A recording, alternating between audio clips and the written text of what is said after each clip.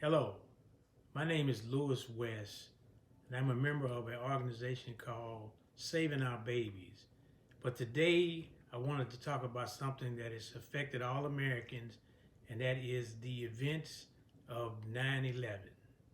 As we know, this was a day that's probably been the most horrific one that we've had since Pearl Harbor, where so many Americans lost their lives.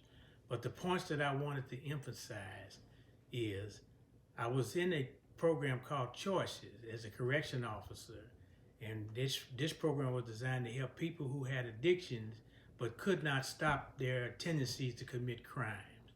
The surprising thing to me is that even though all these men were incarcerated and sentenced to choices, we still had problems with racism creeping in the door. I had to point out to them something that I'm going to mention now, that way back in the early days, there was an evil, cruel dictator named Adolf Hitler. If there was ever an antichrist in this world, he would fit the profile. He was so racist that he determined that anybody that wasn't white, German, with blue eyes would be put to death, and that's exactly what he intended to do.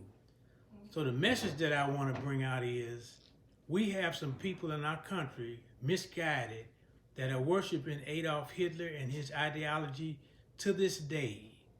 And we want to point out that if they had Ancestry.com back in Hitler's days, he would be able to identify you and know that there's nobody that's 100%.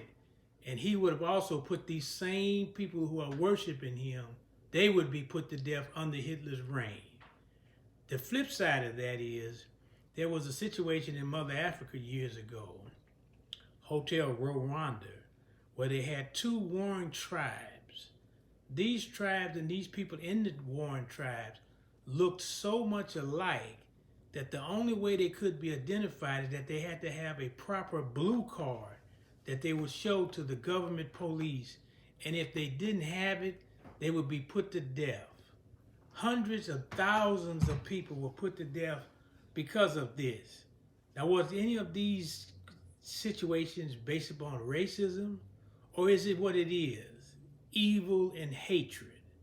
That is what has, racism is just the offspring of evil and hatred.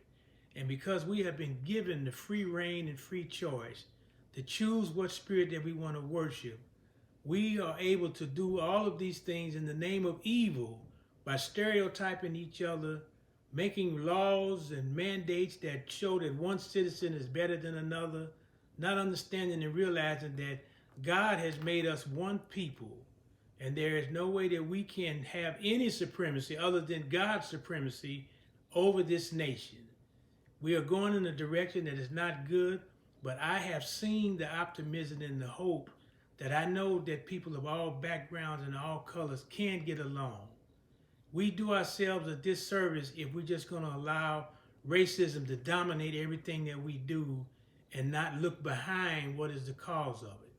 We right now, terrorism won't always come from above.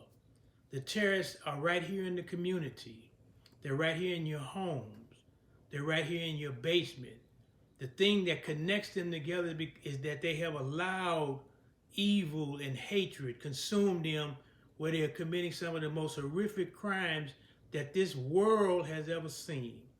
We have to pay more attention to each other and be able to come to the aid and rescue of those who feel that their life is ended and they want to bring harm, horror, and much trauma to anybody that they meet. On the day of 9/11, I just want to establish that many men lost their lives going and trying to save their fellow man. We do them a disservice if we cannot continue that tradition that no matter who you are, we're going to be there to support you.